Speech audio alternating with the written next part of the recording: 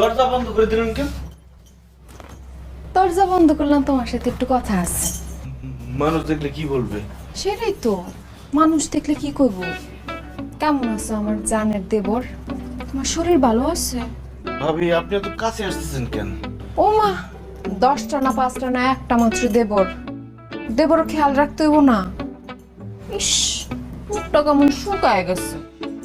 দেবরের সাথে একটু আদর সোহাগ করতে হইব না? দরজা খোলা রাখলে কেউ দেখলে তো কেলেঙ্কারি হয়ে যাবে। ও ঠিক ঠিক, কেলেঙ্কারি হয়ে যাবো। তাই দরজা খুলে দেন, আমি চলে যাই। আপনি আমার ভাইয়ের আমানত, আমি উল্টাপাল্টা কিছু করতে পারবো না। ভাবি, আমার মাফ করে দেন, আমি গেলাম। হাই, কে তোর ভাবি? হ্যাঁ, কে ভাবি? আর তুই আমার কোন কালের দেবর? আমার যে হবু জামাই, তার তো কোনো আপন ভাই নাই। আমি কি? তুই কে? তুই চোর।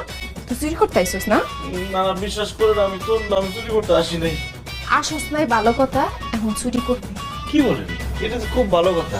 তাহলে এক কাজ করেন, আপনার এই যে স্বর্ণ গয়না যা আছে সব খুলে দেন, আমি চুরি করে নিয়ে যাই।